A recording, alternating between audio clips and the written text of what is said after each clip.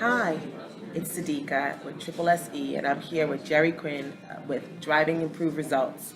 She's one of our best associates that has a book out, the Customer Loyalty Playbook, and it's 12 game strategies to drive improved results in your business. She also has her new book that's out. It's called Business Divorce Institute. It's about preventing and finalizing business partnerships.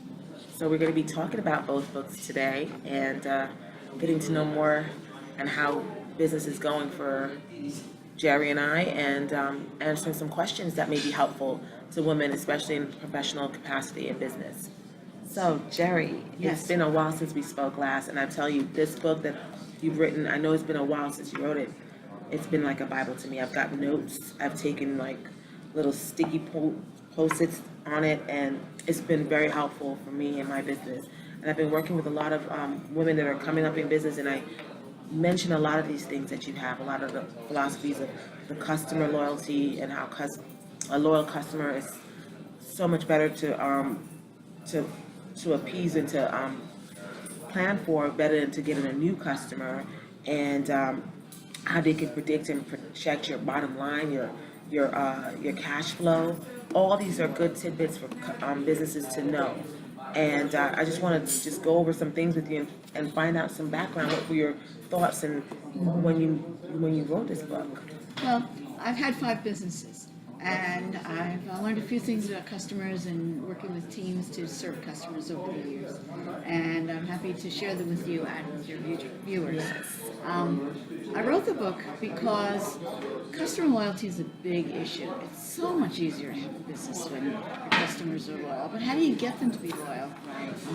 You get them to be loyal by treating them well. First of all, you have to be a great leader of your own team, and then your team has to really be engaged and love to work with customers, and then that love comes across. And then you have to shape a customer experience, something that pleases your customer in a joyful kind of sense, but also in a more fulfilling way. They feel respected, and they feel that they have their dignity, and they feel that you're treating them as individuals and Right. people who are special, and not just people in a group or cogs in a wheel or somebody with a label on them. Exactly, not just another number. And the whole customer loyalty thing makes your business so much easier to grow, because customers who love to work with you are they bring referrals, Absolutely. they buy more, they buy more, they come more often to buy, Of course. whether it be an online business or a walk in the retail door type of business, or a professional services business that's serviced by appointments. All those things allow the customer to know the employees, and the employees know the customers, and one feeds the other Absolutely. with inspiration and great stories, and then it just becomes a virtuous cycle that goes out around and around. Of course, it's a relationship. It Yeah. makes sense. It really does. And you spoke about the thing that I think is so important, especially in a small business capacity, where I work with a lot of small businesses. And for a business to get to 5 years, I mean, that's a big accomplishment. That's a That's big right. deal, because most companies don't they don't. Yeah. A lot of companies go out of business in their first year, and to get to that point, a company needs to refocus and reconsider that. You know what? Focus on what's keeping you in business, and those loyal customers is one of the main subject matters. I know in your book it says, adding profits to your bottom line. Yes, loyal customers do that, but it's easier than just to create a new client. Keeping customers happy is cheaper than getting new ones. Loyal, 5 to 8 times cheaper. 5 to 8 times cheaper. Loyal customers regulate the projecting cash flow. Yeah, they just buy regularly, and the cash flow becomes that much easier because the people paying on time because they want to see your company do well. Exactly. Yeah. Exactly. And I'm telling you, paying on time is a big deal in Sure staying in is. business. And Yeah. you want that. It's all about cash flow. Absolutely. So what do you think about that old saying? Do you feel that it's still the same, where you would say that the customers are always right?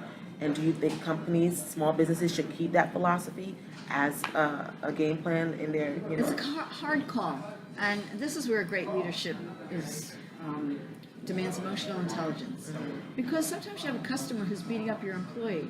So who's more valuable than you at that point, your employee or your customer. Right. Sometimes that employee has done nothing wrong, and they are taking a beating from a customer that really you don't want. Right. And Sometimes you so can cut that sometimes off. you have to just defend your employee. Right. And I always tell my clients, and I do this for a business. I coach different companies, and I say, look at the different factors that make up a good customer, and develop those criteria, and then order your customers according to how well they match those criteria. Right. And then take every year, look at the 10% of your clients, Right. get rid of them, and replace them with 10% at the top end That's that meet all the criteria. So if you've got a client, even mid-year, who is costing you more than they're worth, Right. and not treating your employees well, stand up for them, live by your values, Absolutely. and stand by your employee. On the other hand, Makes sense. Makes a lot of sense. employees don't always say they do the right things either. This is true. And they need training. And who's responsible for giving them the training? You. So you have Right. nobody else to point to except for yourself, Right. the business owner. You're right. Proper That you training is have definitely essential. It's definitely Provided necessary. the training. And it's a part of your brand. If the way your customers see your employees is, an extension of who you are. That's so right. it's so important that they have And the so proper training. you are the leader. You have to model. You have to Good model, behavior, everything. right? Yes. And your business should have values, and the values you have should take into respect all the stakeholders, whether they be employees or customers or other people in the industry or even your vendors. And if one of your values is integrity, then everybody should be focused on integrity. Exactly. If one of your values is honesty and respect for one another, then that should be rampant inside your whole business, with all your stakeholders. And you as a business owner should be the kind of person who has the backbone to stand up and say, we talk to people with respect around here, and I understand you're upset. And believe me, I have empathy because I think something's gone wrong here, and we owe you an apology. And thank you for bringing it to our attention, and let's talk with just a little more respect. Gotcha.